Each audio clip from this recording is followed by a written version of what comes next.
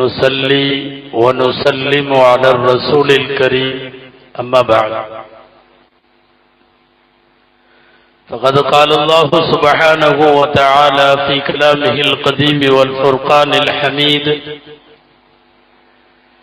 أعوذ بالله من الشيطان الرجيم بسم الله الرحمن الرحيم ولله على الناس حج البيت من استطاع إليه سبيلا ومن كفر فإن الله غني عن العالمين صدق الله العظيم. وقال رسول الله صلى الله عليه وسلم ومن أراد الحج فليتعجل صدق رسول الله صلى الله عليه وسلم. அளவற்ற அருளாளனும் நிகரற்ற அன்புடையோனுமாகிய எல்லாம் வல்ல அல்லாஹுவின் பெயரால் துவங்குகிறேன். அருமை நாயகம் முஹம்மதுர் ரசூலுல்லாஹ் ஸல்லல்லாஹு அலைஹி வஸல்லம் அவர்களின் மீதும் நற்பாக்கியங்கள் நிறைந்த அவர்களுடைய உம்மத்தின் மீதும் குறிப்பாக இந்த மஜ்லிஸில் பங்கேற்றிருக்கிற நம் அனைவர் மீதும் எல்லாம் வல்ல அல்லாஹுவின் நல்லருள் என்றென்றும் நிறைவாக உண்டாவதாக. ஆமீன்.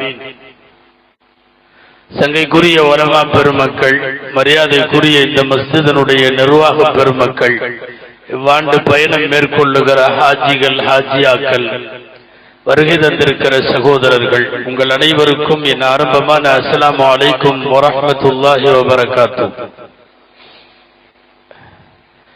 அல்லாஹுவின் பேரருளால்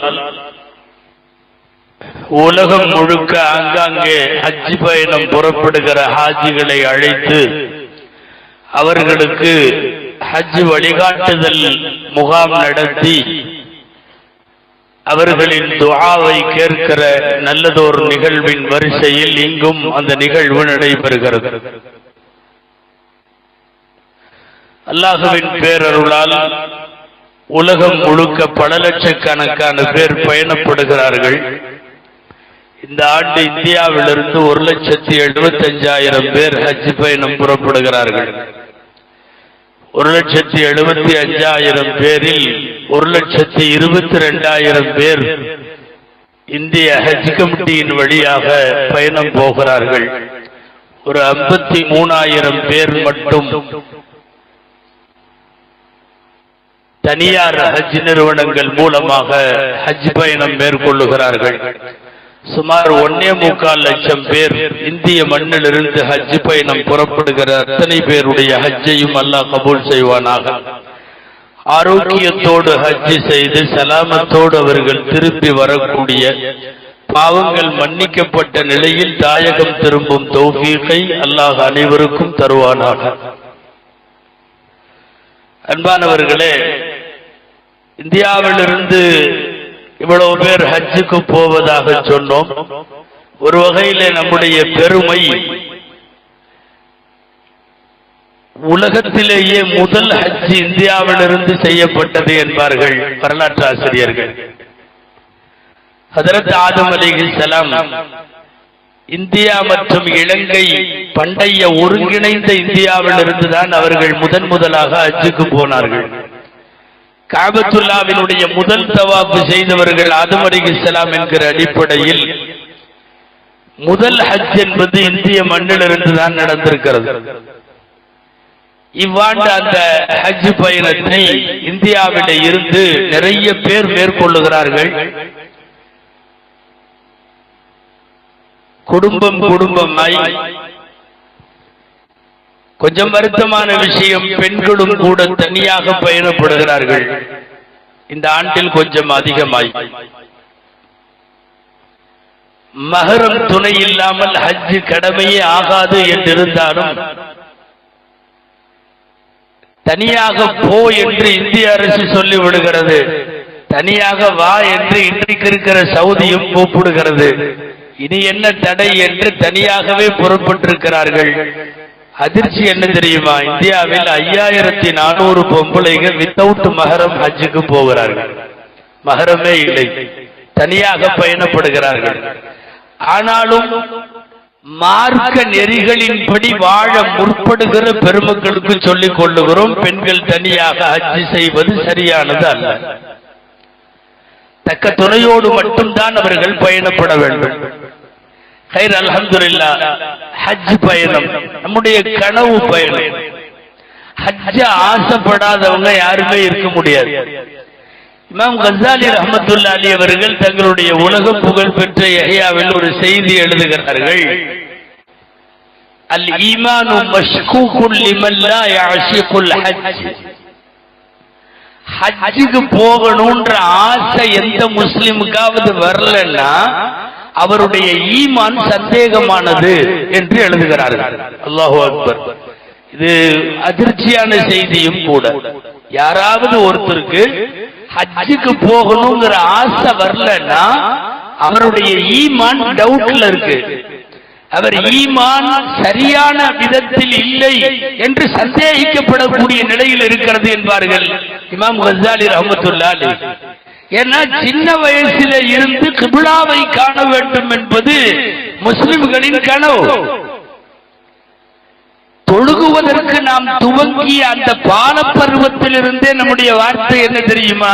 கிப்லாவை முன்னோக்கி அல்லாஹ்வுக்காக தொழுகிறேன், கிப்லாவை முன்னோக்கி, கிப்லாவை முன்னோக்கி முன்னோக்கி என்று அந்த கிப்லாவை நேரடியாக போய் நேரடியாக அந்த கிப்லாவில் நின்று தொழுவது, அந்த பாக்கியத்தை அடைவதற்கான ஆசை அநேகமா இல்லாதவங்க ஒரு முஸ்லிம் கூட அப்படி இருக்க முடியாது. இந்த உம்மத்தினுடைய பிஞ்சிலிருந்து பெருசு வரையும், சிறியவர்கள் முதல் வஃபாத்திற்கு நெருங்கிவிட்ட தள்ளாடுகிற முதியவர்கள் வரை ஹஜ்ஜுக்கு போகிற ஆசை இல்லாதவர்கள் யாரும் இருக்க முடியாது.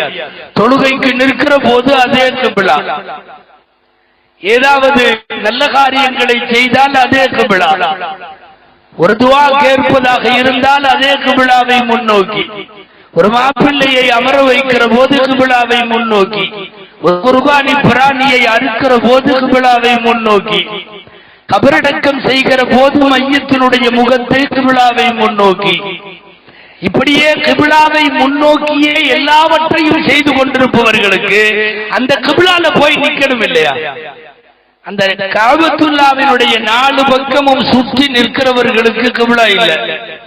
இப்படி இருக்கிறவங்க இப்படி முன்னோக்கலாம், அப்படி இருக்கிறவங்க இப்படி, இப்படி இருக்கிறவங்க இந்த மாதிரி, இப்படி இருக்கிறவங்க இப்படி, நாலாபுறமும். காரணம், அவர்கள் கிப்லாவை முன்னோக்கி என்கிற இடத்தில் இல்லை, கிப்லாவிலேயே நிற்கிறார்கள். அதனால்தான் ஹஜ் என்பது அந்த கிப்லாவிலே போய் நிற்க வேண்டும் என்கிற ஆசை வேண்டும். இந்த பணம், காசு, ஏற்பாடு எல்லாம் அப்புறம். ஹஜ்ஜை பொறுத்தவரை ஆசைப்பட வேண்டும். யாரெல்லாம் என்னை ஹஜ்ஜுக்கு கூப்பிடுன்னு துஆ செய்ய வேண்டும். அழைப்பது அல்லாஹ்வுடைய பொறுப்பு. அவன் கூட்டிட்டு போயிடுவான், நிறைய கூட்டிட்டு போயிடுவான். ஒண்ணுமே இல்லாதவங்க இவரெல்லாம் ஹஜ்ஜு செய்வாரான்னு யோசிப்போம். அவங்க எல்லாம் ஹஜ்ஜுக்கு போயிட்டு வந்துட்டாங்க. இவரெல்லாம் நிறைய ஹஜ்ஜுக்கு போவாருன்னு யோசிப்போம். அந்த இன்னும் ஒரு ஹஜ்ஜு கூட செய்யாம இருப்பார். ஹஜ்ஜுக்கு அழைப்பவன் அல்லாஹ். நீங்க நினைக்கிற மாதிரி வசதி இருந்தா மாத்திரம் போக முடியாது. ஏதேனும் ஒரு சூழ்நிலையை கொடுத்து ஹஜ் செய்யாமல் போகலாம். நாம் இந்த நாட்டிலே கேள்விப்படுகிறோம் அல்லவா, நீண்ட காலம் அரசவையில அரியணையில இருந்த முகலாய பேரரசர்கள் நிறைய பேர் ஹஜ் செய்யல. ஒரு மிகப்பெரிய இறைநேசர் என்ற அளவுக்கு சொல்லப்படுகிற அவுரங்கசீப் ரஹ்மத்துல்லாஹி அலைஹி ஹஜ் செய்யல. போலான்னு இருந்து போக முடியல. காசு பணம் ஹஜ் பயணத்தை தீர்மானிக்கிற இடத்தில் இல்லை. ஹஜ்ஜை தீர்மானிப்பவன் இறைவன். ஆசை வேண்டும், எனக்கு ஹஜ் பாக்கியம் வேண்டும் என்கிற துஆ வேண்டும். அழைப்பது அல்லாஹ்வுடைய பொறுப்பு, கூட்டிட்டு போயிட்டு வர்றது அல்லாஹ்வுடைய பொறுப்பு. இப்பதான் எல்லாம் சென்னையில இருந்து அங்கிருந்து இங்கிருந்து எல்லாம் போறோம். முதல்ல எல்லாம் இந்த கப்பல்ல ஹஜ்ஜுக்கு போனவங்களுக்கு எல்லாம் தெரியும், மும்பை போய் தான் ஏறுவாங்க. மும்பையில் இருக்கிற ஹஜ் கமிட்டி ஆஃப் இந்தியா அதனுடைய பில்டிங்க்கு முன்னாடி ஒரு ஆளு சவரம் செய்வார். கிட்டத்தட்ட அவரு சவரம் செய்யறது எல்லாருமே ஆட்சிகளுக்கு தான். ஏன்னா அந்த பில்டிங்க்கு எதிரில் எல்லாம் உம்ரா ஹஜ் பயணம் பண்றவங்க பூரா தாடி எல்லாம் ஒதுக்குறதுக்கு அவர்கிட்ட தான் வருவாங்க. காத்தால கடந்து வந்தாருந்தா நைட்டு வரைக்கும் அவர் வேலை என்னன்னா பூரா சவரம் செய்யறது பூராமே ஹாஜிகளுக்கு தான்.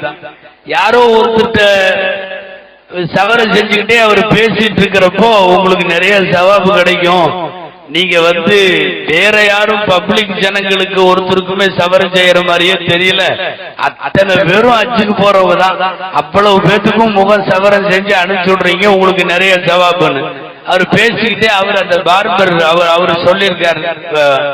உண்மைதான், எல்லாமே ஹஜ்ஜு செய்யறவங்களுக்கு நான் தான் பண்ணி பண்ணி அனுப்புறேன், ஆசையா இருக்கு ஹஜ்ஜுக்கு போகணும்னு. ஆனா காலையில இருந்து சாயந்தரம் வரையும் இந்த சவரம் செய்யற காசுல என் குடும்பம் வாழுது, கொஞ்சம் கூட சேர்த்து வைக்கிறதுக்கெல்லாம் எனக்கு வழி இல்லை, காசும் இல்லை. இப்படியே ஹஜ்ஜுக்கு சவரம் செஞ்சுக்கிட்டே இருக்கிறதுனால ஆண்டவன் எனக்கும் சவாபு கொடுத்துருவான், ஆனா ஆசை இருக்குன்னாரு. அந்த கேட்டுட்டு இருந்த ஆளு பெரிய வசதி உள்ளவர், அவரு உடனடியா போனாரு, போய் அதிகாரிகளை சந்திச்சு ஏற்பாடெல்லாம் பண்ணாரு. அந்த காலத்துல இந்த பாஸ்போர்ட் இதெல்லாம் கிடையாது, அந்த ஸ்லிப்பு தானே. போய் ஏற்பாடு செஞ்சு ஹஜ்ஜுக்கு போயிட்டு வந்துட்டு இன்னைக்கும் அங்க அந்த கடை இருக்கு, அவருடைய மகன் பார்த்துட்டு இருக்காரு. கனவுல கூட அவர் ஹஜ்ஜு செய்வாருன்னு நினைக்கல. நமக்கெல்லாம் அப்படி ஒரு தரத்துல நாம இருக்கிறதா அவர் நினைக்கவே இல்லை. ஹாஜிகளுக்கு சவரம் செஞ்சு அனுப்பினவர் யார்த்தையோ ஒருத்தர் சொல்றார், உடனடியாக ஹஜ்ஜு ஏற்பாடாகிறது, அந்த ஹாஜிகளோடு அவரும் போய்விட்டு வருகிறார். நான் சொல்ல வர்றது, ஹஜ் என்பது பணங்காசு வைத்திருப்பவர்கள் மாத்திரம் செல்லுவார்கள் என்று நினைப்பது தவறு. தேவைப்பட்டால் அதற்கான வாசல்களை வழிகளை அல்லாஹ் திறந்து வைப்பார். அப்படி உலகத்தில் ஏராளமான ஏழைகள் ஹஜ் செய்திருக்கிறார்கள், பெரும் பணக்காரர்கள் நிறைய பேர் ஹஜ் செய்யாமலும் இருந்திருக்கிறார்கள். அரசர்கள், அதிகாரிகள், உயர் உத்தியோகத்தில் இருந்தவர்கள் எக்கச்சக்கமான பேர். ஒண்ணும் இல்ல, அடுத்த வருஷம் போலான்னு தள்ளி போட்டு கபருக்கு போற வரையும் செய்ய முடியாமையே போனவங்க நிறைய பேர். முதல்ல ஹஜ் கடமை என்பது காலத்தின் கடைசியில் செய்யப்படுவது அல்ல, இள வயசுலேயே ஹஜ்ஜுக்கு போகணும். அதாவது இந்த சின்ன வயசுல இருந்து நமக்கெல்லாம் சொல்லி கொடுத்துருப்பாங்க மதரசால். 1வது கலிமா, 2வது தொழுகை, 3வது நோம்பு, 4வது ஜக்காத்து, 5வது ஹஜ்ஜுமாங்களா. இதை தப்பா புரிச்சுட்டாங்க போட்டிருக்கு. கடைசியில தான் ஹஜ் பண்ணணும், அது சொல்ற வரிசையில தான், அது சீரியல்ல தான் 5வது ஓடிய. சின்ன வயசுல ஹஜ் செய்ய அப்படி தப்பா புரிஞ்சுக்கிட்டாங்க. வரிசையில் தான் அது கடைசி. ஆயுளை பொறுத்தவரை ஆரம்பத்திலேயே செய்யப்படும், இள வயசிலேயே செய்யப்பட வேண்டும். வசதி இருப்பவர் நிறைவேற்ற வேண்டும். எந்த இடத்திலும் அது 50 வயசு தாண்டி 60 வயசு தாண்டி என்கிற வயது வரம்பை குர்ஆனோ ஹதீஸோ சொல்லவில்லை. சில பேர் இதுல கொஞ்சம் கிராஸா யோசிக்கிறவங்க எல்லாம் இருக்காங்க. ரசூலுல்லாஹ் 60 வயசுல தான் போனாங்க, அதனால நம்ம ஏன் அவ்வளவு இள வயசுல போகணும் அப்படின்னு. ஸல்லல்லாஹு அலைஹி வஸல்லத்திற்கு வஹியை வாங்கி சட்டமாக்குகிற பெரிய பொறுப்பு இருந்தது. அதனால அல்லாஹ் அதை தள்ளி வச்சிருந்தான். எல்லாருக்கும் சூழல் அப்படி அல்ல. நம்மள சில பேர்லாம் பல சௌரியங்களை யோசிச்சுக்கிட்டு தான் போறது இல்லை.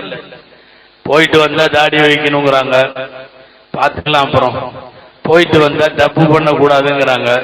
கொஞ்சம் நிறைய பண்ண வேண்டியதெல்லாம் இருக்குது, அதனால பூராத்தையும் பண்ணி முடிச்சுட்டு அப்புறம் கடைசியில பாத்துக்கலாமே.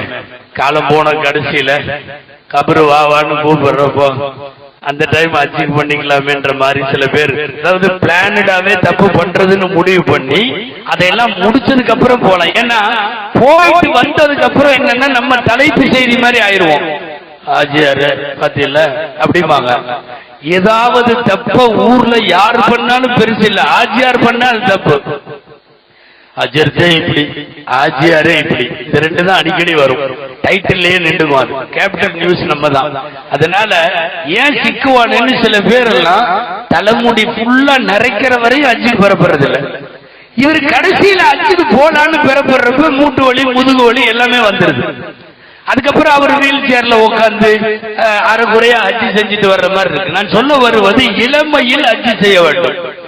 நல்ல தேக ஆரோக்கியம் இருக்கிற போது மூட்டு வலியும் முதுகு வலியும் இல்லாத போது, நடப்பதற்கு கால்கள் தெம்பாக இருக்கிற போது, அமர்ந்து சொல்லாமல் நின்று கொண்டு இபாதத்து செய்வதற்கான வலு உடலிலே இருக்கிற போது அப்பவே ஹஜ் செஞ்சிடணும். ஒரு சில செய்தி சொல்லணும். ஹாஜிகளுக்கு மட்டுமல்ல, மற்றவங்களுக்கும்.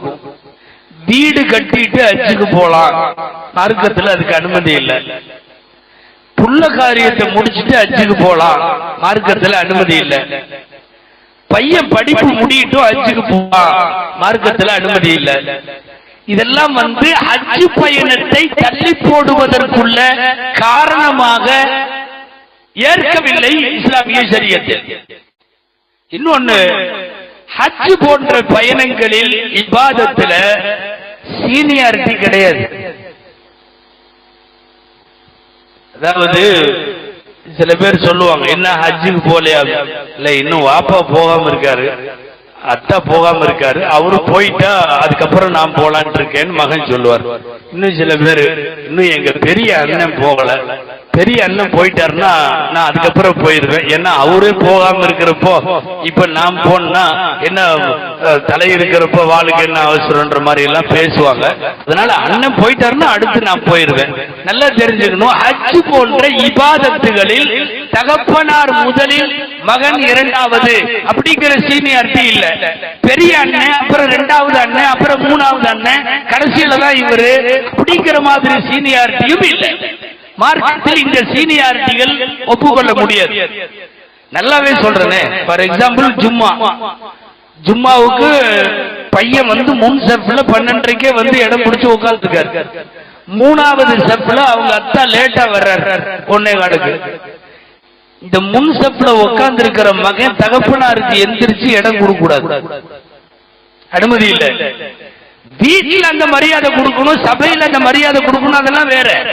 தொழுகைக்கான சப்புகளில், இபாதத்துகளில் சீனியாரிட்டி என்பதை மார்க்கம் ஏற்கவில்லை.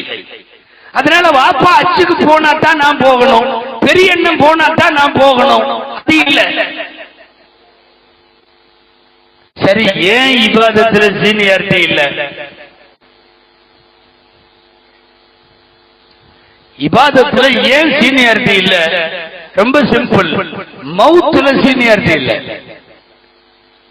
இந்த மலக்குள் மவுத்து இருக்காரு, ரூபு வாங்குறவரு, அவரும் கரெக்டா இதே சீரியல் படி வந்தா பரவாயில்ல. ஃபர்ஸ்ட் வாப்பா, அப்புறம் மூத்த மகன், அப்புறம் ரெண்டாவது பையன், அப்படி வந்தா சமயத்தில் அவர் அக்கௌண்ட கீழே இருந்து ஆரம்பிச்சிருவார். கடைசி பையனை கூட்டிட்டு போவார். பார்த்திருப்பீங்க, தாத்தா பேரன் அடக்கம் பண்ணிட்டு அவர் ஜம்முன்னு திரும்பி வருவார், பார்த்திருக்கிறோம். மவுத்துல சீனியாரிட்டி இல்லை. எனவே மவுத்துக்கு முன்னால் செய்ய வேண்டிய கடமைகளிலும் சீனியாரிட்டி இல்லை. அண்ணன் போகட்டும்னு பார்த்துட்டு, தம்பி இதுல சில பேர்லாம் முதல்ல அவங்க அண்ணனை இன்னும் போகல, இதுக்குள்ள அவனுக்கு அவசரம் அப்படின்னு திட்டுறதே முதல்ல தப்பு. கடமையாகிவிட்டால் அவர்கள் போகாவிட்டாலும் இவர்கள் போய்விட வேண்டும். இந்த சீனியாரிட்டி கிடையாது. அன்பானவர்களே, ஹஜ் பயணத்தை பொறுத்தவரை எல்லாம் வல்ல அல்லாஹ்வினுடைய மிகச்சிறந்த ஏற்பாடு. நான் ஆரம்பத்தில் சொன்ன அதே பாடம் இமாம் கஸாலி ரஹ்மத்துல்லாஹி அலைஹி சொல்வார்கள், முழுமையான அடிமைத்தனம். ரப்புக்கு நான் அடிமை என்று நம்மை ஒப்படைப்பதில் ரொம்ப முழுமையான இபாதத் ஹஜ் மட்டும்தான். நீங்கள் தொழுகும் போது அல்லாஹ்வின் அடிமை என்று சொல்லுவதை விட, நோன்பு வைக்கிற போது, ஜகாத்து கொடுக்கிற போது, வேற இபாதத்துகள் செய்கிற போது, இந்த நேரங்களில் எல்லாம் நீங்கள் அல்லாஹ்வின் அப்து, அல்லாஹ்வின் அடிமை என்று நிரூபிப்பதை விட மிக அதிகமாக நிரூபணம் ஹஜ் பயணத்திலே இருக்கிறது. ஹஜ் மாதிரி இறைவனுக்கு முழு அடிமை என்று நாம் நம்மை இறைவனிடத்தில் ஒப்படைப்பதற்கு வேறு எந்த இபாதத்தும் கிடையாது. கமாலு ரிஸ்கி வல் உபூதிய்யத்தி ஃபில் ஹஜ் என்பார்கள் இமாம் கஸாலி ரஹ்மத்துல்லாஹி. உபூதியத்துனா நான் இறைவனுக்கு அடிமை, நான் ரப்புக்கு அபுதாக இருக்கிறேன் என்று சொல்லுவதில் முழுமையான உச்சகட்டம் அது ஹஜ்ஜில தான். தொழுகையில் எல்லாம் கூட நீங்க ஏதாவது அது தொழுகையும் தான், அது உடற்பயிற்சியும் தான் சொல்லிருவீங்க, பயிற்சியும். நோன்பு ஒரு வகையில பட்டினி இருந்தா ஆரோக்கியம்னு சொல்லிருவீங்க. தான தர்மம்னா ஏழைகளை பார்த்து இரக்கம் வந்துச்சு, அவரு அது ஒரு ஹெல்ப் மைண்டட் பர்சன் அவரு, அதனால அவர் கொடுக்கிறாருன்னு சொல்லி உலகத்துல என்னென்னமோ சொல்லலாம். இந்த ஹஜ்ஜில மட்டும் வேற எதுவுமே சொல்ல முடியாது. முழுக்க முழுக்க அல்லாஹுவை நோக்கி நான் வருகிறேன் என்று பயணப்படுகிற அற்புதமான பயணம். கீழே ஒரு துணி, மேல ஒரு துணி, ரெண்டே துணி, தலைவிரி கோலம், அலங்காரங்கள் எதுவுமே இல்லை.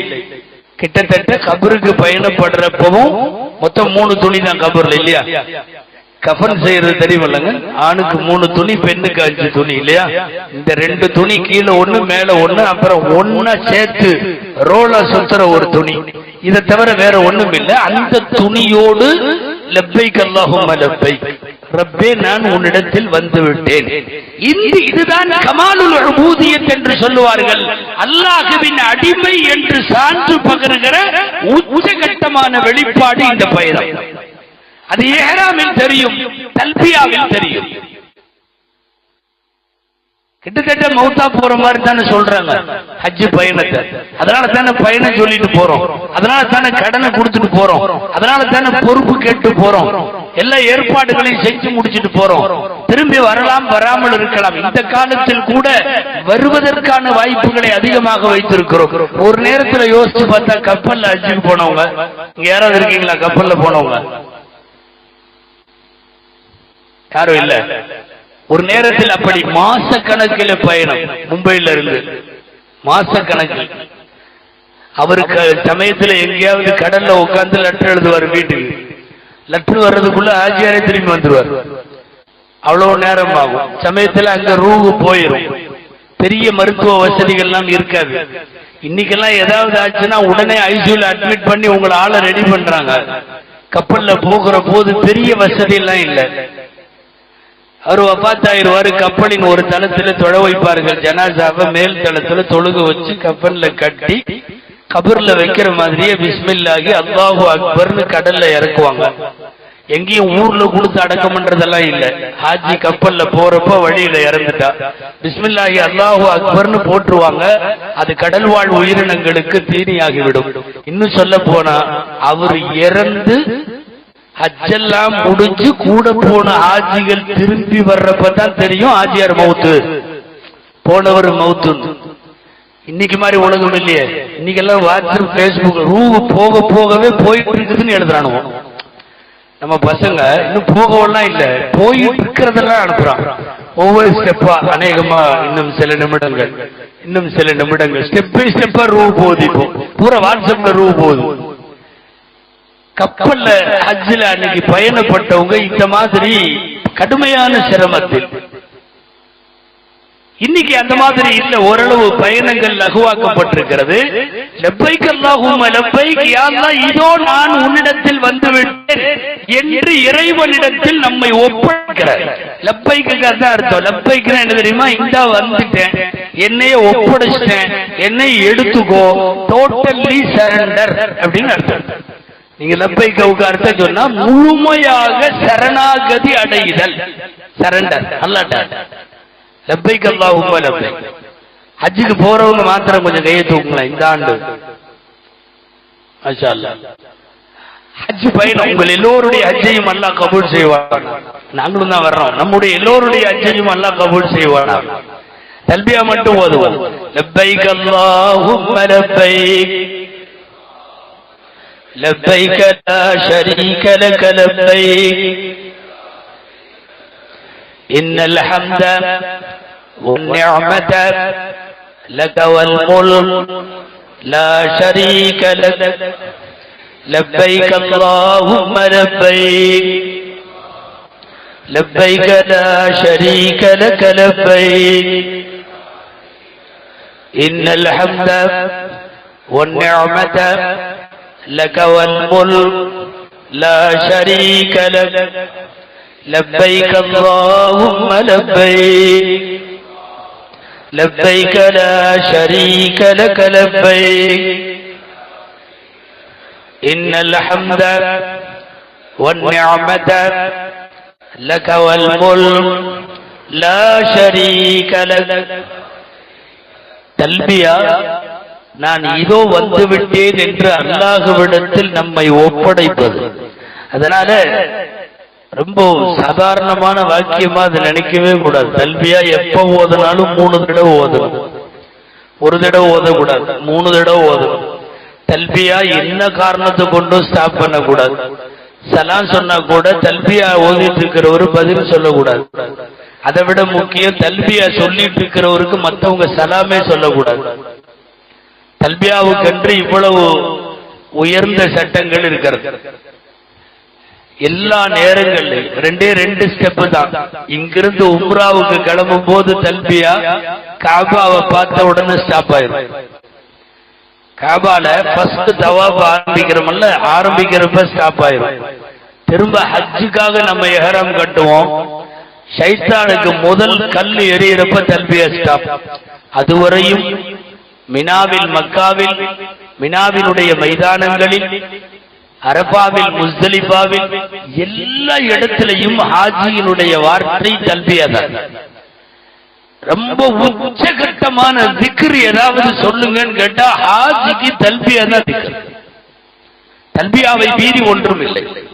ஆக இதோ நான் வந்துவிட்டேன் என்று இறைவனிடத்தில் ஒப்படைப்பதாலும், ஒரு தலைவிரி கோலமாக கஃன் துணி போன்ற ஆடையோடு கிளம்புவதாலும், முழுமையான அபதியத், முழுமையான இறைவனுடைய அடிமை என்று சாட்சி பகருகிற அற்புதமான பயணம் ஹஜ் பயணம் மாத்திரம்தான். இது அல்லாஹ்வுடைய ஏற்பாடு. ஆசைப்பட்டவர்கள், துஆ செய்தவர்களை அல்லாஹ் அவன் பக்கம் அழைத்துக் கொள்ளுகிறான். அப்படி அழைத்துக் கொள்ளுகிற பயணம் தான் ஹஜ். யாரெல்லாம் போகணும்னு நினைச்சிருக்காங்களோ, ஃபியூச்சர்ல போகணும்னு நினைக்கிறாங்களோ, எல்லாரும் ஹஜ் ஆசைப்பட வேண்டும், ஹஜ் துஆ செய்ய வேண்டும். வயசு வரமெல்லாம் இல்லை, இவ்வளவு வயசுக்கு அப்புறம் என்ன அப்படின்னு எல்லாம் யோசிக்க கூடாது. பொதுவா உங்களுக்கு தெரியும் நினைக்கிறேன், ஹாஜிகள் இந்த கிளாஸ் எல்லாம் நிறைய போயிருப்பீங்க. அதனால நான் மசாயிலுக்குள்ள போகல. என்ன பண்ணணும், இதை முன்னாடி செய்யணுமா, அதை பின்னாடி செய்யணுமா, எத்தனை தடவை, என்ன ஏதுன்னு அப்படி இறங்குனா அது முழுக்க ஹஜ் கிளாஸா போயிடும். அது ரொம்ப நீண்டும் போயிடும். கேள்விப்பட்டிருப்பீங்க, நம்ம தவாப்ல மக்காவிலிருந்து விடைபெறுகிற போது ஒரு தவாப் செய்வோம். அந்த தவாப்புக்கு என்னங்க பேரு? விதா. அல்ஹம்துலில்லாஹ், தவாஃபுல் விதான்னு பேர். அதாவது நான் போயிட்டு வர்றேன் அப்படின்னு காபத்துல்லாட்ட சொல்லிட்டு கிளம்புற அந்த தவாப், டாடா காட்டுற தவாப்னு சொல்லுவாங்க காபத்துல்லாஹ். அதனாலேயே சில பேர் அந்த தவாப் செஞ்சுட்டு அப்படி பேக்லயே வருவாங்க, பார்த்திருப்பீங்க. காபாவை பார்த்துக்கிட்டே கொஞ்சம் தூரம் மறையிற வரைக்கும் வந்துட்டு அப்புறம் தான் அப்படி திரும்பி போவாங்க. இங்கிருந்தே முதுக காட்டிட்டு போக மாட்டாங்க. இங்க நடுவுல காபான்னா பின்னாடியே கொஞ்சம் தூரம் போவாங்க. தவாஃபுல் விதா. நான் சொல்ல வர்ற விஷயம் என்னன்னா, தவாஃபுல் விதாவுல நாம கேட்க வேண்டிய துவா என்ன தெரியுமா? நீங்க கிதாபுகள்ல ஹஜ் துவாக்கள்ல பார்த்தாலும் இருக்கும். என்ன தெரியுமா? அல்லாஹ்ட்ட கேட்கறது என்ன தெரியுமா? அல்லாஹ் யகூன ஹாதா ஆகிர் அஹதின் பில் பைத். யா அல்லாஹ், இந்த காபத்துல்லாவுக்கு நாங்க வர்ற இத கடைசியா ஆக்கிராத அப்படின்னு கேட்கணுமா? இதுல தவாஃபுல் விதால துவாவே அப்படிதான் சொல்லி தர்றாங்க. யாரா இருந்தாலும் அப்படிதான் கேட்போம். என்னது? யா அல்லாஹ், எங்களுக்கு இத கடைசி தடவையாக ஆக்கிராத. அப்படின்னா என்ன அர்த்தம்? திரும்ப திரும்ப வர்றதுக்கு தௌஃபீக் கொடு, வாய்ப்பு கொடு அப்படின்னு அர்த்தம். இது எல்லாரும் அப்படிதான் கேட்கணும். நாளைக்கு மௌத்தா போற மாதிரி உள்ள கண்டிஷன்ல குடு கிழவர் ஒருத்தர் இருக்காரு, அவரும் அதைத்தான் கேட்கணும். இத கடைசியா ஆக்கிறாத, அழைத்து வருபவன் அல்லாஹ். நம்மளால முடியாதுன்னு நீங்களா ஏன் முடிவு பண்ணணும்? மிகப்பெரிய மார்க்க அறிஞர் அல்லாமா சுஃபியானு சௌரி ரஹிமஹுல்லாஹ், இமாம்கள் காலத்துக்கு முந்தையவர், அபூனிஃபா ரஹ்மத்துல்லாஹி அலைஹியுடைய சமகாலம். இமாம் ஷாஃபி ரஹ்மத்துல்லாஹி அலைஹி, மாலிக் ரஹ்மத்துல்லாஹி அலைஹிலாம் மூத்தவங்க. இவங்க பெரிய இமாம், எக்கச்சக்கமான ஹஜ் பண்ணியாச்சு. நல்ல கூணு விழுந்து வயசான காலத்துல ஹஜ்ல நிக்கிறாரு. அவரு தவாஃபுல் விதா பண்றாரு.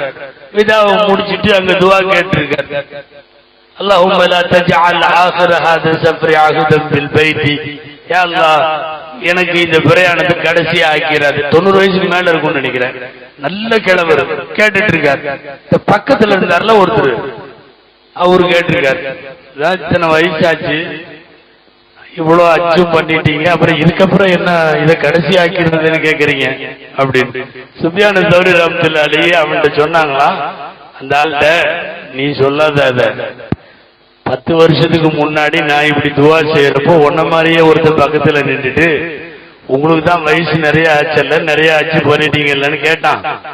நான் ஆனா அந்த துவாவை கேட்டுனா போனேன். அதுக்கப்புறம் 10 ஆச்சு நான் பண்ணிட்டேன். ஆனா அந்த ஆளு என்கிட்ட எவன் சொன்னானோ அவன் என்ன ஆனான்னு தெரியல. நீங்க எல்லாம் கேட்கறீங்களான்னு. அதனால நான் கேட்டுதான் இருப்பேன். இதுதான் தவாஃபுல் விதாவுடைய துவான்னு சொல்லிட்டு, தவாஃபுல் விதாவுக்கு அல்லாஹ் நினைத்தால் குடுகுடு கிழவனை கூட கொண்டு வந்து அல்லாஹ் காபத்துல்லாவிலே நிறுத்தி விடுவார். வாய்ப்பு தருபவன், அழைத்து செல்பவன் அல்லாஹ். நாம் அதை ஆசைப்பட வேண்டும், அவ்வளவுதான். யாரெல்லாம் என்ன ஹஜ்ஜுக்கு கூட்டிட்டு போயிருன்னு கேட்கணும். என் குடும்பத்துக்கும் என் சந்ததிக்கும் என் பரம்பரைக்கும் யாரெல்லாம் கூட்டிட்டு போன்னு சொல்லணும். ஹஜ்ஜு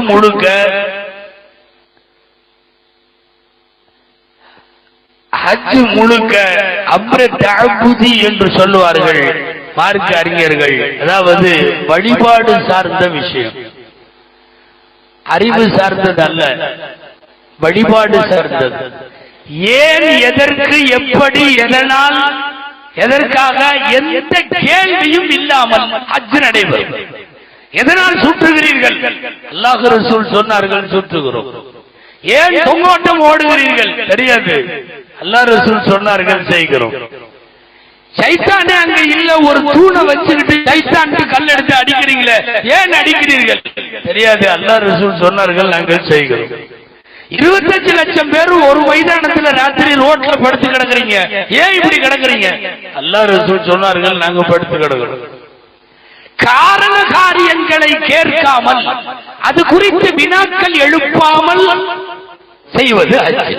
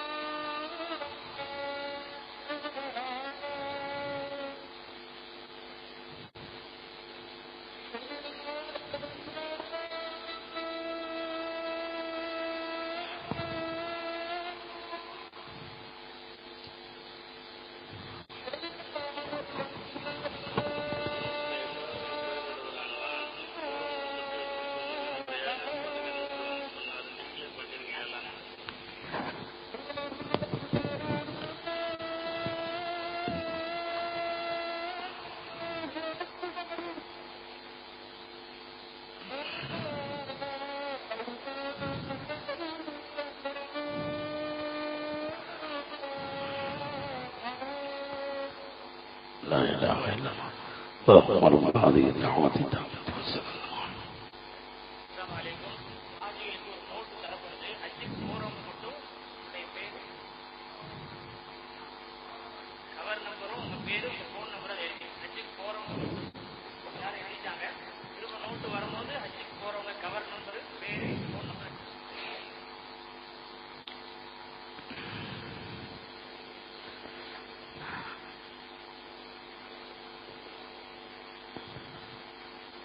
காரண காரியங்களை எல்லாம் கேட்காமல் செய்யப்படுகிற பிரயாணம் ஹஜ் பிரயாணம்.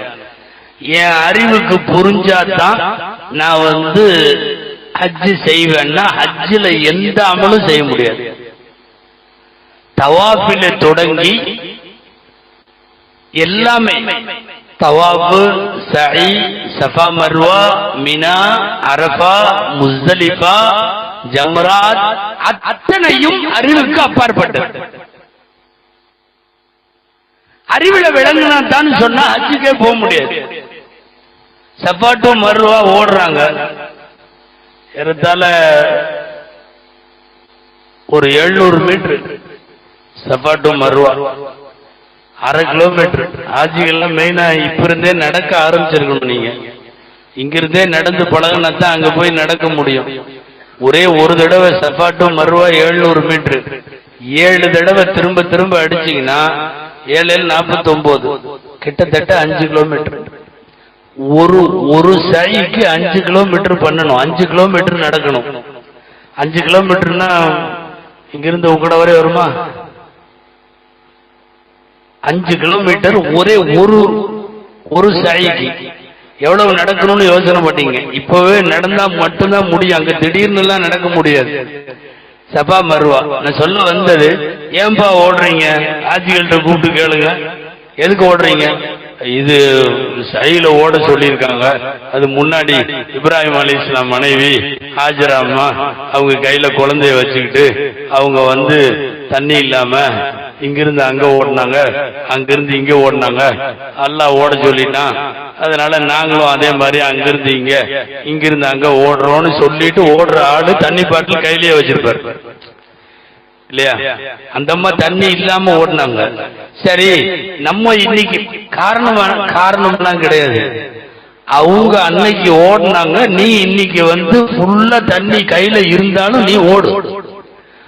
அன்னைக்கு இப்ராஹிம் அலைஹிஸ்ஸலாம் போய் சைத்தானேன்னு விரட்டினாங்க.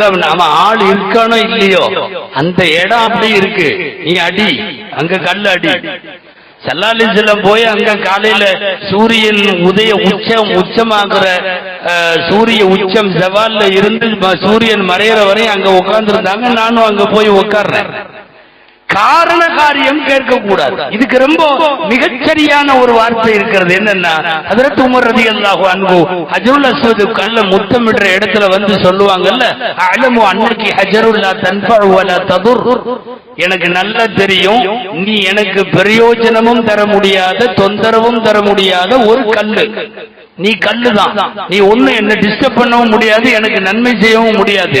ஆனால் ரசூலுல்லாஹ் உன்னை முத்தமிடுவதை நான் பார்த்திருக்கிறேன், எனவே நான் முத்தமிடுகிறேன்.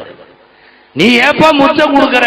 சயின்டிபிக் ரீதியா எனக்கு ஏதாவது சொல்லு. ஒண்ணுமே கிடையாது. அல்லாஹ்வின் தூதர் இந்த கல்லை முத்தமிட்டார்கள், நான் முத்தமிடுகிறேன். அல்லாஹ் இந்த இடத்துல குனிய சொன்னான், குனிகிறேன். இங்கே நிமிர சொன்னான், நிமிருகிறேன். அவ்வளவுதான். அறிவு சார்ந்த கேள்விகள் கேட்கப்படாமல் ஆன்மீகத்தை மாத்திரம் வெளிச்சப்படுத்துகிற பயணம் தான் ஹஜ்ஜினுடைய பயணம். அது போய் அனுபவிக்கிறப்பதான் தெரியும். போய் காபத்துல்லாஹ்ல நிக்கிறப்போ ஹாஜிகள் மற்றவர்களும் கவனிக்க வேண்டும். காபாவுக்கும் கலிமா சொன்ன முஸ்லிமுக்கும் இடையில ஒரு இரத்த பந்த உறவு இருக்கிறது. இரத்த பந்த உறவு, பிளட் ரிலேஷன்ஷிப் இருக்கு. போய் அங்க நிக்கிறப்போ காபாவை முதல்ல இப்படி குனிஞ்சிட்டு போய் நம்ம தலைய தூக்கி காபாவை முழுசா பாப்போமல்ல, தானா கண்ணுல தண்ணி வரும், தொண்டை அடைக்குது, ஒரு மாதிரி நிலைமைக்கு போறோம். ரோமங்கள்லாம் சிலிர்க்குது அப்படியே. என்ன காரணம்? உலகத்துல எத்தனையோ கட்டடம் இருக்கு, உலக அதிசயமான கட்டடம் எல்லாம் இருக்கு. பெரிய பெரிய 60 மாடி 120 மாடின்னு பாக்குறோம். தாஜ்மஹாலுங்கிறான், அதுங்கிறான், இதுங்கிறான், என்னென்னமோ பாக்குறோம். உலக அதிசயமாக நிறைய இருக்கிறது. இது கட்டட கலை அல்ல, 4 பக்கமும் கட்டப்பட்ட ஒரு சதுர ஒரு சின்னம் அது. ஆனால் பார்த்த உடல் அழுகை வருவது ஏன்? துக்கம் தொண்டை அடைத்து ஏன்? இந்த இடத்துல கொண்டு என்னை நிப்பாட்டிட்டேன்னு சொல்லி அல்லாஹ்விடம் அழுது கொண்டாடுவது ஏன்? அந்த கல்லுக்கும் கலிமா சொன்ன முஸ்லிமின் உள்ளத்திற்கும் இடையில இருப்பது இரத்த பந்த உறவு. இல்லன்னா அழுக வராது. நம்மளை எத்தனை இடத்துல கூட்டு போய் பெரிய டவர்ல நிப்பாட்டுமே, பிரமாதம், அவ்வளவுதான், அழுகையெல்லாம் வராது, உணர்ச்சி வசப்பட முடியாது. காபாவிலும் அப்படித்தான், எம்பெருமான் ஸல்லல்லாஹு அலைஹி வஸல்லம் ரவுதாவிலும் அப்படித்தான். நேரடியா ரசூலுல்லாஹ்வுடைய ரவுதாவுல நின்று அஸ்ஸலாத்து வஸ்ஸலாமு அலைக்க யா ரசூலல்லாஹ் என்று சலாம் சொல்லும் தௌஃபீகை அல்லாஹ் நமக்கும் நம் சந்ததிகளுக்கும் தருவானாம். அங்க போய் நின்னாலும் அப்படி ஒரு நிலைமை வருது. ரசூலுல்லாஹ்ட்ட நிக்கிறப்ப அழுக வருது. அங்கேயும் வார்த்தையே வரமாட்டேங்குது. அஸ்ஸலாத்து வஸ்ஸலாமுன்னு முழுசா சொல்றதுக்கு ஒரு மூமினுக்கு வாய் வரமாட்டேங்குது. அவன் நேரடியாக ரசூலிடம் நிற்கிறான். எப்படி அந்த உறவு? அங்கே படுத்திருக்கிற, அங்கே உறங்கிக் கொண்டிருக்கிற எம்பெருமான் ஸல்லல்லாஹு அலைஹி வஸல்லத்திற்கும் முஹம்மதுர் ரசூலுல்லாஹ்வை கலிமாவோடு சேர்த்து சொன்ன முஸ்லிமுக்கும் இடையிலே இரத்த பந்த உறவு இருக்கு. யாராவது ஒரு அடக்கத்தளத்துல கொண்டு போய் நம்ம நிறுத்தினா அழுக வருமா? எல்லா அடக்கத்தளத்திலையும் அழுக வராது. இந்த இங்கதான் தலைவர் அடங்கி இருக்காரு, இங்கதான் தேச தலைவர், இங்கதான் இந்த தலைவர், அந்த தலைவர், எவன் கபூர்லயும் அழுக வராது. பெத்த தாய் கபூர்ல போய் நில்லுங்க, பெத்த தாய் கபூர்ல நில்லுங்க, ஆட்டோமேட்டிக்கா மனசு என்னவோ செய்யும். ஏதாவது யோசிச்சு பாக்குறப்போ அழுக வரும். பெத்த தகப்பனுடைய கபூர்ல நிக்கிறப்போ அந்த அழுக வரும். ரசூலுடைய ரவுதாவிலே போய் நிற்கிற போது ஒரு முஸ்லிமுக்கு அடைத்து கொண்டு அழுகை ஆர்ப்பரிக்கிறது என்றால் என்ன அர்த்தம் தெரியுமா? அடங்கி இருக்கிற, அங்கே படுத்திருக்கிற நாயகத்திற்கும், அங்க மௌத்தா போனோன்றதெல்லாம் இல்ல, உங்க எல்லாத்திலையும் ஒரு செய்தி சொல்லணும். நான் எல்லா ஹதீஸ் கிதாபிலையும் ஒரு பாடம் இருக்கு, உலமாக்களுக்கு தெரியும். பாடத்துக்கு டைட்டில் என்ன தெரியுமா? அல் அம்பியாவு அஹ்யாஉன் ஃபீ குபூரிஹிம், நபிமாருக்கு கபறுகளில் உயிரோடு இருக்கிறார்கள். இது நம்முடைய கான்செப்ட், இது அஹ்லு சுன்னத் வல் ஜமாஅத்தினுடைய கொள்கை, அகீதா. எம்பெருமான் ஸல்லல்லாஹு அலைஹி வஸல்லம் மௌத்தாகி இருக்கிறார்கள் அங்கன்னு சொல்லக்கூடாது, கபறுகளில் உயிரோடு இருக்கிறார்கள் ரசூல் ஸல்லல்லாஹு அலைஹி வஸல்லம். உயிரோடு அமர்ந்திருக்கிற அல்லாஹ்வின் தூதரை சந்தித்து நேரடியாக அஸ்ஸலாமு அலைக்கும்னு சொல்றோம். இப்போலாம் வருத்தமா இருக்குது. சில பேர் இந்த ஹஜ் சர்வீஸ் கூட்டிட்டு போறாங்க, ஒரு சில சர்வீஸ்கள் கொஞ்சம் யாராவது வழிகாட்டுறவங்க கிராஸா இருக்கிறாங்க போல தெரியுது, அவங்களுக்கு அதுல என்ன கிடைக்குதுன்னு தெரியல, இப்படி சொல்றாங்க சில பேர். ஹஜ் என்பது மக்காலேயே முடிஞ்சிருச்சு, மதீனா போகணும்ன்ற அவசியம் எல்லாம் இல்ல, நீங்க போறதுன்னா போலாம், ஹஜ் கடமை மக்காவோட க்ளோஸ், மதீனாவுக்கு போகணும்ன்றது கம்பல்சரி எல்லாம் இல்ல அப்படின்னு சொல்லிட்டு மதீனாவுக்கு கூட்டு போவான். இது எதுக்கு இப்படி சொல்றான்னு தெரியல. இந்த மதீனாவுக்கு போறது ஒன்னும் ஒரு பெரிய வெயிட் கொடுக்க வேண்டாம்னு சொல்றதுல இவருக்கு என்ன போகுதுன்னு தெரியல. சொல்ல போனால் முழுமையான ஹஜ் பயணம், நிறைவான ஹஜ் பயணம் நபிகளாரை பார்த்ததற்கு பிறகுதான். என்னுடைய கபரை மன்னரையே ஜியாரத்து செய்தவனுக்கு என் ஷஃபாஅத்து கிடைக்கும் என்கிறார்கள் நாயகம் ஸல்லல்லாஹு அலைஹி வஸல்லம். கிடைக்கும் என்பதல்ல, ஷஃபாஅத்து கட்டாயம் என்கிறார்கள். வஜபத் ஷஃபாஅத்தி, ரசூலுல்லாஹ்வுடைய ஷஃபாஅத்து தானே இங்க உட்கார்ந்துகிட்டு உள்ளூர்ல சின்னதுல இருந்து மௌத்தா போற வரையும் அல்லாஹும்ம ரப்ப ஆதிகி தாவதி தாமத்தின் ஓதி வர்சுக்னா ஷஃபாஅத்து அப்படிதானே கேட்கிறோம். வர்சுக்னா ஷஃபாஅத்து யௌமுல் கியாமா இன்னக லா துக்லிஃபுல் மிஆத் அப்படின்னு கேட்கிறோமே. ஷஃபாஅத்து குடு, ஷஃபாஅத்து குடுன்னு நாயகம் சொல்லுகிறார்கள். ஷஃபாஅத் எனது அடக்கத்தரத்திற்கு நீ ஜியாரத்து செய். அதனால் ஹஜ் பயணம் நிறைவு பெறுவதற்கு மதீனத்து பயணமும் அன்னலாருடைய ரவுதாவின் சலாமும் மிக முக்கியமான காரணம். நான் சொல்ல வந்தது, கஅபாவிற்கும் நமக்கும் இரத்த பந்த உறவு, ரசூலுடைய ரவுதாவுக்கும் நமக்கும் இரத்த பந்த உறவு. லா இலாஹ இல்லல்லாஹ் கஅபாவிலே வெளிப்படும், முஹம்மதுர் ரசூலுல்லாஹ் மதீனாவிலே வெளிப்படும். இந்த கலிமாவை உள்ளத்திலே தாங்கி இருக்கிற அத்தனை பேரும் அந்த இடத்துல நிக்கிறப்போ அவன் விரும்புறானோ விரும்பலையோ தானா அழுகை வரும், தானா கண்ணீர் வரும். உள்ள அந்த மாதிரி வரும்போது சந்தோஷப்படணும். நம்ம களிமாவும் கொஞ்சம் ஆயத்தோட இருக்குதுன்னு அர்த்தம். கொஞ்சம் செத்தெல்லாம் போகல, நம்ம ஈமான் ஏதோ கொஞ்சம் உயிரோட்டத்தோட இருக்குது, அறவே டெட் பீஸா போகல. இப்படிங்கிற மாதிரி அந்த அழுகை நம் களிமாவின் உயிரோட்டத்தை உணர்த்தக்கூடிய வகையில அமைந்திருக்கிறது என்பதை பார்க்கிறோம். இதுவெல்லாம் இரத்த பந்த உறவுகள் அதற்கும் நமக்கும் என்பதற்கு அர்த்தம்.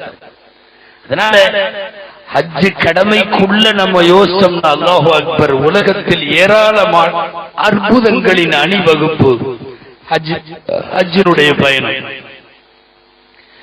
நம்ம எல்லோருடைய ஹஜ்ஜையும் ஹஜ்ஜ மப்ரூராக ஆக்குவானா. அடிக்கடி சொல்றோம்ல, மக்பூலான ஹஜ் மப்ரூரான ஹஜ், மப்ரூரான ஹஜ்ஜாக ஆக்குவானாங்க. அப்படின்னா என்னங்க மப்ரூரான ஹஜ் என்பதற்கு ஹதீஸ்ல 4 செய்தி சொல்றாங்க. ஹாஜிகள் குறிப்பா கேட்கணும். நம்பர் 1, இங்கிருந்து கிளம்புறப்பிருந்து போயிட்டு திரும்பி வர்ற வரையும் எந்த பாவமும் செய்யாமல் வந்தா அதுக்கு பேர் ஹஜ்ஜ மப்ரூரா. யார பத்தியும் கழுவி ஊத்தல, அங்க போய் உட்கார்ந்து மக்கால பித்தனா பிரசாதெல்லாம் பேசல, அடுத்தவங்களை தொந்தரவு பண்ணல, யாருடைய பொருளையும் கை வைக்கல, யாருக்கும் கெடுதி நினைக்கல, கெட்டெண்ணம் வைக்கல.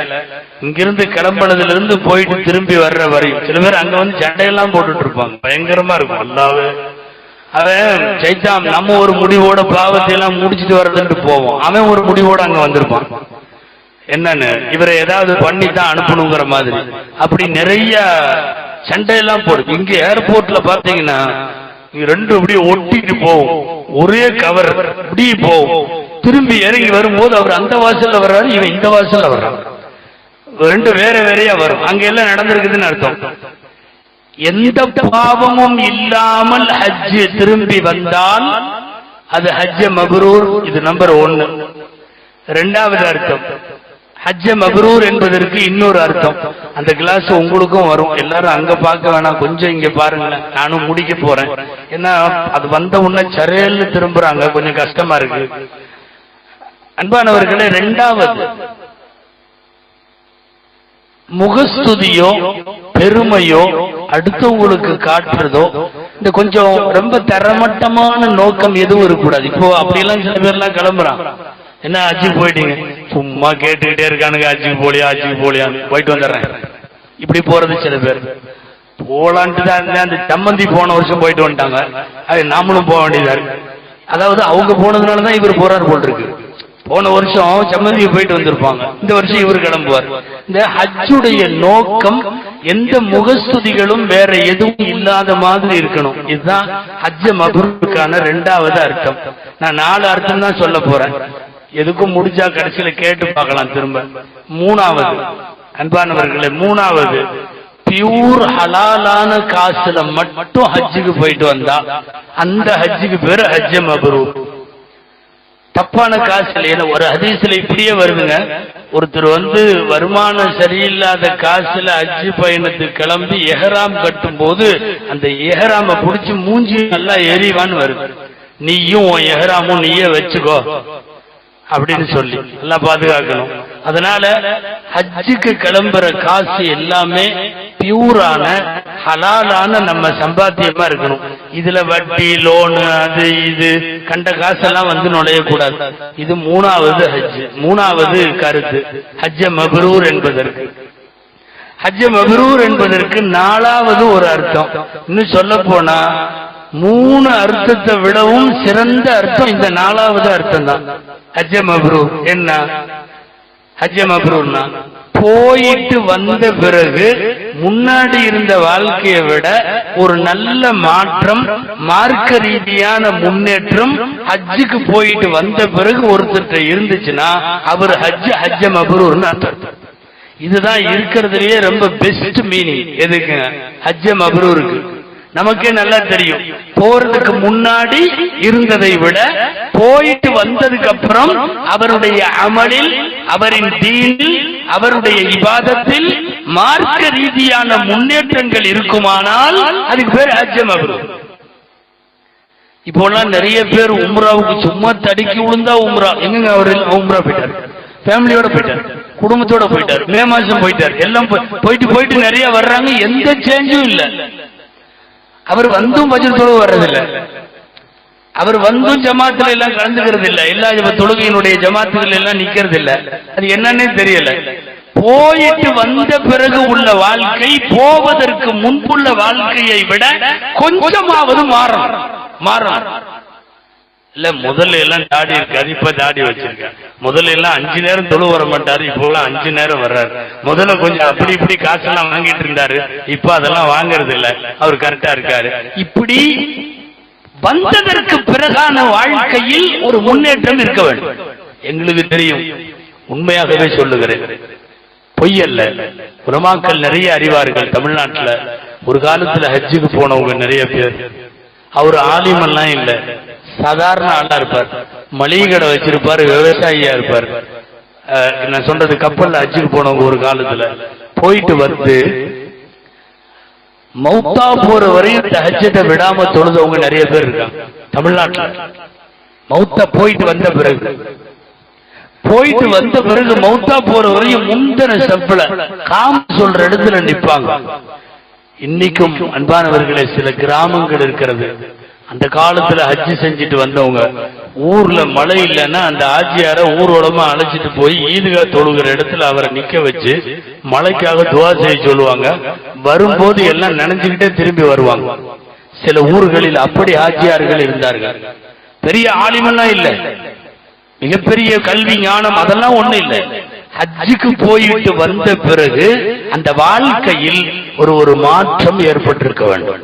சொல்ல போனா ஹஜ்ஜ மப்ரூர் என்பதற்கு மிகச்சிறந்த அர்த்தம் இதுதான். போயிட்டு வந்ததற்கு பிறகு ஏற்படுகின்ற வாழ்க்கையினுடைய மார்க்க ரீதியான முன்னேற்றமாக இருக்கு. அல்லாஹ் கொடுத்த மிகப்பெரிய வாய்ப்புங்க இது. இந்த உம்மத்துக்கு மாத்திரம் அல் ஹஜ்ஜு யஹ்திமு மா கான கப்லா, ஹஜ் முன்னுண்டான அத்தனை பாவத்தையும் அழித்துவிடும், எல்லா பாவத்தையும் அழித்துவிடும். முன்னுண்டான சமுதாயங்கள் யாருக்கும் அவங்க காபத்துல்லாவுக்கு போயிட்டு வந்த உடனே அப்படியே அத்தனை பாவங்களும் அழிக்கப்படும் என்ற மாதிரியான வாக்குறுதியை அல்லாஹ் தரல. இவர்களுக்கு மாத்திரம் தந்திருக்கிறார், இந்த உம்மத்திற்கு மாத்திரம் தந்திருக்கிறார். நீங்க அற்புதங்கள்னு யோசிச்சீங்கன்னா எவ்வளவு அற்புதம் தெரியுமா? அல்லாஹு அக்பர். நாம் போகிற அந்த மக்கா நகரம் கிதாபுகள்ல இருக்கு. மக்கா நகரம் தாயின் கருவறையை போல அப்படின்னு இருக்கு. தாயின் கருவறைனா என்னங்க? ஃபர்ஸ்ட் ஒரு 4-5 சொட்டா இருக்கிறப்போ அது அந்த மாதிரி இருக்கும். கொஞ்சம் ரத்த கட்டியா மாறும் போது அந்த பலூன் கொஞ்சம் பெருசாகும். கருவறை குழந்தை 3-4 மாசத்துக்கு வந்துச்சுன்னா அந்த அளவுக்கு பெருசாகும். 9 மாசம் 10 மாசம் ஆச்சுன்னா அப்படியே அது அவ்வளவு பெரிய பலூன். அந்த பிளெக்சிபிலிட்டி, விரிந்து கொடுக்கிற தன்மை, குழந்தை பெருசாகிறதுக்கு தோதுவா அந்த பலூனும் பெருசாயிட்டே இருக்கும். தாயின் கருவறை நீங்க எத்தனை லட்சம் பேர் போனாலும் மக்கா உள்ள வாங்கிக்கும். இது எப்படி வாங்குதுன்னு தெரியல. எங்க 25 லட்சம் பேருங்க உள்ள. அது ஒண்ணும் பெரிய சென்னை மாதிரி உள்ள சிட்டி எல்லாம் இல்ல, அவ்வளவு பெரிய நகரம் எல்லாம் இல்ல, ஓரளவு சின்ன ஊர் தான். 20-25 லட்சம் பேரை உள்ள வாங்குது. அவ்வளவு பேரும் சாப்பிடுறாங்க, தூங்குறாங்க, தொழுகுறாங்க, பாத்ரூம் போறாங்க, குளிக்கிறாங்க, இபாதத் செய்யறாங்க, போறாங்க, வர்றாங்க, ஜாமான் அப்படியே எடுத்து வெளியே அனுப்புது.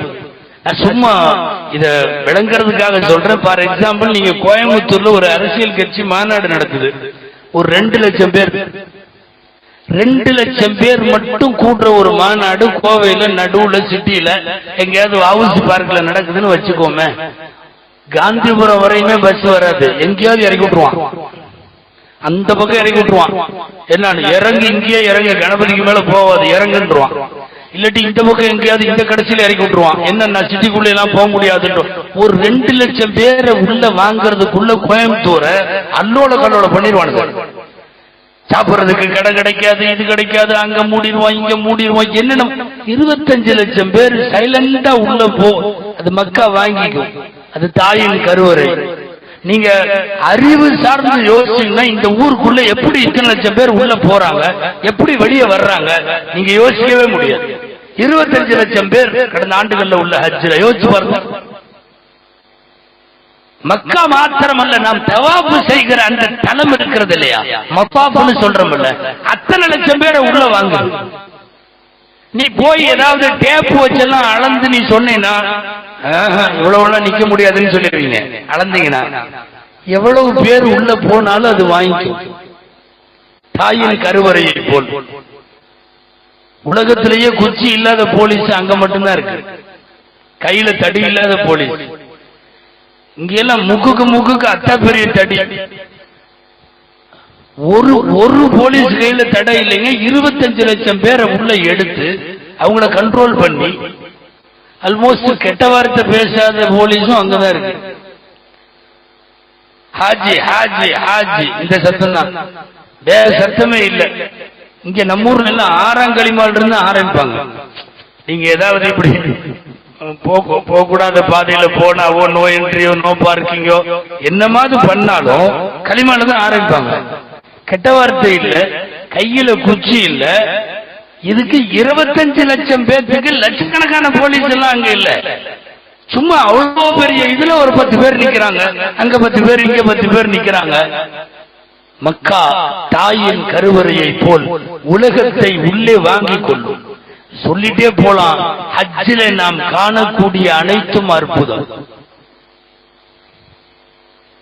அரபாவுல ஒட்டுமொத்த துன்யா ஒரு பகல். அல்லாஹு அக்பர். 25 லட்சம் பேர் ஒரு மைதானத்தில். கண்கொள்ளா காட்சி என்பதை எல்லாம் தாண்டி ஒரு ஆன்மீகத்தை அர்த்தப்படுத்துகிற பூமி அரபா. ஹாஜிகளுக்கு சொல்றேன், ஒரு துவா கூட விட்டுறக்கூடாதாங்க. லிஸ்ட் போட்டு எழுதி வச்சுக்கணும். ஏன்னா இதையெல்லாம எழுதி வைப்பாங்க, கேட்கலாம், இல்ல எதுவும் மறந்து போயிடும். எல்லாம் கபூல் ஆயிருமா அப்படின்னு கேக்குறீங்களா? கபூல் ஆயிருமான்னு கேட்டாவே அவன் சரியில்லாதவன் இருக்கு.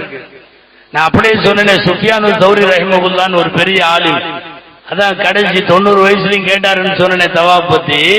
அவர் சொல்றாரு, அவர்கிட்ட கேட்டாங்க, மனிதர்கள்லயே மோசமான துர்பாக்கியசாலி யாரு அப்படின்னு கேட்டாங்க. அதுக்கு அவங்க சொன்னாங்க, அரபால கூட அல்லாஹ் என்னை மன்னிக்க மாட்டாங்கிற மாதிரி எவன் நினைப்பானோ அவனை விட மோசமானவன் உலகத்துல இல்லை. அத்தனை பேருக்கும் மன்னிப்பு. அரபா புண்ணிய பூமி. அன்பானவர்களே, அல்லாஹு அக்பர். சைத்தான் தலையில வாரி மண்ணை போட்டு ஓடுவான்னு ஹதீஸ்ல வருதுல்ல, அந்த பூமி அரபாவுடைய பூமி. கரெக்டா ஒரு 11 மணியில இருந்து 6:30 மணி வரையும், அவ்வளவுதான் அரபா. சூரிய உச்சத்தில இருந்து சூரியன் மறைகிற வரை கேட்கிற எல்லாம் கபூலாகும். அப்படிங்கிறதுக்காக வேண்டி யாரும் எவனுக்காவது ஆகாத துவாவெல்லாம் பண்ணிட்டு வந்துடாதீங்க. அவன் நாசமா போகணும், நீ நாசமா போயிருவ. ஏன்னா அது இடம் அரபா. சில பேர்லாம் இந்த துவாவுல கொஞ்சம் பிளஸ் மைனஸ் எல்லாம் பார்ப்பாங்க. பார்க்கவே கூடாது. எல்லாத்துக்கும் பிளஸ் தான். எல்லாம் நல்லா இருக்கட்டும், எல்லாம் நல்லா இருக்கட்டும். அங்க போய் யாருக்கும் கெட்ட துவாவெல்லாம் செய்யக்கூடாது, பத்துவாவும் செய்யக்கூடாது. சில பேர் அண்ணனுக்கு துவா எல்லாம் செய்ய மாட்டான். நல்லா தான் இருக்காரு, ஓரளவு வீடு வாசல் நல்லா தான், அதனால அவருக்கு வேணாம். எல்லாத்துக்கும் கேட்கணும். பக்கத்து வீட்டுக்காரன், அவன் இவன், சொந்தக்காரன், எல்லாத்துக்கும். உலகம் முழுக்க எல்லாருக்கும் நன்மையை கேட்பவனுக்கு நன்மை தானா அல்லாஹ் கொடுத்துருவான். நீ கேட்க மறந்த துவாக்கள் எல்லாம் உனக்கு கபூலாகிவிடும். தமிழ்ல சொல்லுவாங்கல்ல, பக்கத்து இலைக்கு பாயாசம் ஊத்துறதுன்னு. அங்க வந்தாவே நமக்கு ஊத்திட்டு போயிருவாங்கல்ல. அந்த மாதிரி அவரு குடு, இவரு குடு, இவரு குடுனா இவன் என்னடா எல்லாத்துக்கும் குடு குடுங்கிறான், அவனுக்கு குடு முதல்ல, தானாக கபூலாகிவிடும். அரபா ரொம்ப ஹாஜிகளுக்கான ஆக முக்கியமான அமல். அதனாலதான் ஹதீஸ் இப்படி வருது, ஹஜ் என்பதே அரபா தான். ஹஜ்ஜே கூடாதுங்க, அரபாவை மிஸ் பண்ணிட்டா. அல்லாஹ் நம்ம எல்லோருக்கும் ஆரோக்கியத்தை தரணும். இப்ப உதாரணமா ஹஜ்ஜுக்கு போயிருக்கோம், உடம்பு சரியில்லை, யாராவது ஒருத்தர் ஐசியூல இருக்காரு, கோமால போயிட்டாரு இப்படின்னா கூட சவுதி கவர்மெண்ட் ஏற்பாடு என்ன தெரியுமா? ஆம்புலன்ஸ்ல ஸ்ட்ரெச்சர் ஏற்பாடோட அப்படியே கொண்டு வந்து ஆம்புலன்ஸ் அரபாவுக்கு வரும். அவர் நினைவு கூட இல்லாம இருப்பாரு ஹாஜி. கரெக்டா அரபால இறக்கி 1 hour அங்க அப்படியே வச்சிருப்பாங்க. அவர் கோமால இருக்கலாம், அவர் ஒன்னும் ஓத மாட்டார், தொழுவ மாட்டார், ஒண்ணுமே இல்லை, அவருக்கு நினைவே இல்லை. அவர் அப்படியே வச்சிருப்பாங்க. 1 hour கழிச்சு திரும்ப ஏத்திட்டு போய் ஆம்புலன்ஸ் ஐசியூல கொண்டு போய் திரும்ப செட் பண்ணிடும். அவர் ஹாஜி ஆயிட்டார். அவர் ஹாஜி ஆயிட்டார். அங்க இருந்தா தான் ஹாஜி ஆக முடியும். அதனால இந்த ஏற்பாட்டை இன்னைக்கு வரைக்கும் செஞ்சிருக்கிறாங்க. சவுதியில இருக்கக்கூடிய ஹஜ்ஜுக்கு வந்த எந்த பேஷண்டா இருந்தாலும் சரி, வாகனம் தனியா ஏற்பாடு பண்ணி அவரை கொண்டு வந்து அரஃபால வச்சுட்டு கொண்டு போயிடுவாங்க. நான் எதுக்கு சொல்றேன்னா, அரஃபாவினுடைய இடத்தினுடைய இம்பார்ட்டன்ஸ் எவ்வளவு கொடுக்கணுங்கிறதுக்காக சொல்றேன். அதே போலத்தான் அன்றைய இரவு முஸ்தலிஃபா உருண்டு கிடப்போம் நம்ம பாட்டுல, ரோட்ல எல்லாம் பதவி பட்டம் அந்தஸ்து, நான் அப்படி இப்படி, நான் பெரிய ஆலிம், நான் பெரிய முத்தவல்லி, நான் பெரிய தலைவர், எல்லாம் போயிடும். இங்க பார்த்தா அது ஒரு வேடிக்கையா இருக்கும். மக்கால பக்கத்துல ஆட்சி உட்காந்துருப்பாரு. அப்புறம் நீங்க எதுல வந்தீங்க? நாங்க பிரைவேட் 10 லட்சம் 10 லட்சம். நீங்க நாங்க ஹஜ் கமிட்டில வந்தோம், 3 லட்சம் 3.5 லட்சம் ஆச்சு, அதுல வந்தோம். அப்படியா? நாங்க கதை ஜன்னலை திறந்தா காபா தெரியும். நீங்க நாங்க அங்க ஒரு 10 கிலோமீட்டருக்கு அந்த பக்கம் இருக்கோம். இப்படியே தான் இருக்கும். இது எல்லா இடத்துலயும் மக்கால மதினால ஹோட்டல்ல அங்க எல்லாம் அந்த குவாலிட்டி தெரியும். இது 10 லட்சம், அது ஒரு 3 லட்சம்ங்கிற மாதிரியே. வாமா அவன அங்க வரணும். எங்க? ஆமா, அரபால. அரபா கூட பரவாயில்ல, டென்ட் எல்லாம் இப்ப போடுறாங்க. இந்த முஸ்தலிஃபா ரோட்ல திரிப்பு கூட கிடையாது, வெறும் ரோட்ல படுத்திருக்கணும். அப்போ அவர் பக்கத்துல படுத்திருப்பார். நீங்க எவ்வளவு வந்தீங்க? நான் 10 லட்சம், நாங்க 3 லட்சம். 2 பேருமே இங்கதான். ஒண்ணுக்கு போறதுக்கு அரை மணி நேரம் நடக்கணும். ஒரு டீ கிடைக்க மாட்டேங்குது, விடிய விடிய பஜ்ரு வரைக்கும். அதாவது பணம், பதவி, அந்தஸ்து, பட்டம் அத்தனையும் முடிஞ்சு பூரா கபன் துணிய போட்டு ஒரு ரோட்டுக்குள்ள உருட்டினா அல்ல 20 லட்சம் பேர் 25 லட்சம் பேர் முஸ்தலிஃபால படுத்திருப்போம். அற்புதங்களினுடைய அதிசயங்களினுடைய அணிவகுப்பு ஹஜ் பயணம். இந்த முஸ்தலிஃபால அன்னைக்கு தங்கி இருக்கிறோமல்ல, நான் இதை சொல்லி நிறைவுக்கு வருகிறேன். ஹாஜிகளுக்கெல்லாம் சொல்லி கொடுத்திருப்பாங்க. இந்த நைட்டு முஸ்தலிஃபால ரோட்ல படுத்திருக்கிறப்ப தான் நம்ம ஒரு அமல் செய்யணும். என்ன அமலுங்க? ஹாஜிகள் யாராவது சொல்லுங்களேன். கல்லு பொறுக்கணும். கல்லு 70 கல்லு பொறுக்க சொல்லி கொடுப்பாங்க. 70 கல்லு. கல்லுன்னா இந்த கைமா விரலு கட்ட விரலுக்கு இடையில நிக்கிற மாதிரி உள்ள கல்லு. இத்தத்தை பெருசெல்லாம் தூக்கக்கூடாது, சைத்தான் மேல உள்ள கோபத்துல. சில பேர் அங்க பார்த்தா பயங்கரமான கோபம், அந்த கல்லைய எப்படி அடிப்போம், உன்னைய பாருன்ற மாதிரி அடிப்பார். சில பேர் செருப்பு தூக்கி அடிப்பான், சில பேர் கொடை தூக்கி அடிப்பான், என்னென்னத்தையோ தூக்கி அடிப்பான். என்னன்னா சைத்தான் மேல அவ்வளவு கோபம். இங்க ஏர்போர்ட் இறங்கி வரும்போது கூட்டிட்டு வந்துருவாங்க. தாயகம் வரும்போதே தோஸ்தா தான் வரும். அங்க அந்த அடி என்னன்னா, இந்த கல்லு இருக்க ஒரு 70 கல்லு பொறுக்கும். 70 கல்லு ஒரு 20 லட்சம் பேர் வச்சுக்குவோம். 20 லட்சம் பேர் 70 கல்லு பொறுக்கணும். எவ்வளவு கல்லு வேணுங்க? சும்மா ஒரு அப்ராக்சிமெண்டா ஒரு ஆள் 70 கல்லு ஜி 14 கோடி கிட்டத்தட்ட. சரி, 15 கோடி கல்லு. இப்ப இந்த பள்ளிவாசலுக்கு வெளியில உள்ள இந்த இடத்துல கவர்மெண்ட் ரோடு போடுதுன்னு வைங்களேன். ரோடு போடுறதுக்கு என்ன செய்வாங்க தெரியுமா? முதல்லயே கொண்டு வந்து ஒரு வாரத்துக்கு முன்னாடி கல்லு கொட்டுவாங்க. ஓரத்துல பெருக கபரு மாதிரி இருக்கும், அது கொண்டு வந்து கட்டி வைப்பாங்க. என்னப்பா கல்லு போடுறாங்க? ரோடு போட போறாங்கப்பா. ஒரு ரோடு போடுறதுக்கு அவ்வளவு கல்லு போட்ட வேண்டியது இருக்குல்ல. 14 கோடி கல்லு. எங்கேயுமே கல்ல யாரும் கொட்டல. நல்லா கவனிக்கணும். எந்த லாரியிலையும் கொண்டு வந்து கொட்டல. அங்க போய் கேளுங்க, கல்லு கொடுப்பாங்க இல்ல. ஒவ்வொரு ஹாஜியும் அவரா பொறுக்கணும். எப்படி பொறுக்கிறாங்க தெரியுமா? இப்படிமாங்க, இங்க இங்க இங்க இங்க நாங்க இந்தாங்க, இவ்வளவுதான். இந்த இதுக்கு மேல எல்லாம் போக மாட்டாரு. 70 கல்லு எடுத்துருப்பாரு. 20 லட்சம் பேருக்கு ஒரு ஆளுக்கு 70 கல்லு மேல யாரு கொண்டு வந்து கொட்டினார்? எப்படி கிடைச்சது? முதல்ல ஒரு குவியலாவே அங்க கொட்டி வைக்கல. நாங்களும் தொடர்ந்து போயிட்டு இருக்கோம், பார்த்துட்டு இருக்கோம். எங்கேயாவது அப்படி ஒரு ஒரு ஒரு ஒரு பெரிய குவியலை கொட்டி வச்சு அங்க போய் கல் எடுத்து இல்லவே இல்லை. தரையிலே குனிகிறார்கள். எல்லா ஹாஜியும் கல் எடுக்கிறாங்க. கல்லு கிடைக்காம யாரும் ரொம்ப தூரம் வந்த மாதிரியும் தெரியல. ஏன்னா அடுத்த ஸ்டேஷன் மினா, அங்க கல் எடுக்கக்கூடாது.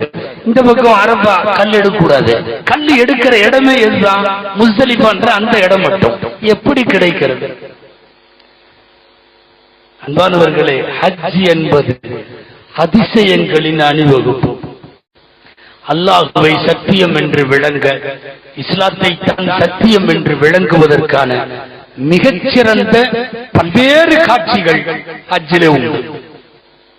பெருமக்களே, ஆரம்பத்தில் இங்கிருந்து போறப்ப நீங்க உம்ரா செய்வீங்க. 4 கடமைதான். இஹ்ராம் கட்ட வேண்டும், தவாப் செய்ய வேண்டும், 2 ரக்காத் தொழுகணும், சஃபா மர்வாவிலே ஓட வேண்டும், தலைமுடி எடுக்க வேண்டும். 4ஓட முடிஞ்சு. அடுத்து ஹஜ் நாட்கள் 5 நாட்கள். அதுல 2-3 நாள், பிறை 8 ஃபுல்லா மினா, பிறை 9 பகல் அரபா. அன்னைக்கு நைட்டு தான் இப்ப நான் சொன்ன முஸ்தலிஃபா. 10, 11, 12, 13 எல்லா நாளும் மினா கூடாரத்தில் இருப்போம். 3 நாள் ஷைத்தானுக்கு கல்லடிப்போம்.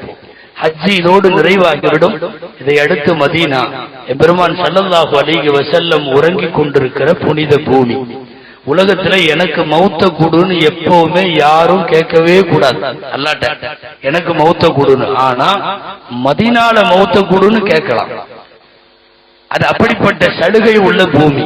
மனிஸ்ததா மின்கும் அன் யமூத ஃபில் மதீனதி ஃபல்யஃஅல். உங்களில் யாருக்காவது மதீனாவிலே மௌத்தாக முடியும் என்றால் மௌத்தாகலாம். 12,000 சஹாபாக்கள் அடங்கி இருக்கக்கூடிய ஜன்னத்துல் பக்கி என்கிற புனித கபிரிஸ்தானை உள்ளடக்கி இருக்கிற மதீனா, பெருமான் ஸல்லல்லாஹு அலைஹி வஸல்லம் தூங்கி கொண்டிருக்கிற பூமி. அதனால போய் நமக்கும் யாரெல்லாம் சலாம் சொல்லிவிட்டார்களோ அவர்கள் எல்லாருக்கும் சேர்ந்து சலாம் சொல்லிவிட்டு வர வேண்டும். எல்லாம் வல்ல அல்லாஹ்விடத்தில் துஆ செய்வோம்.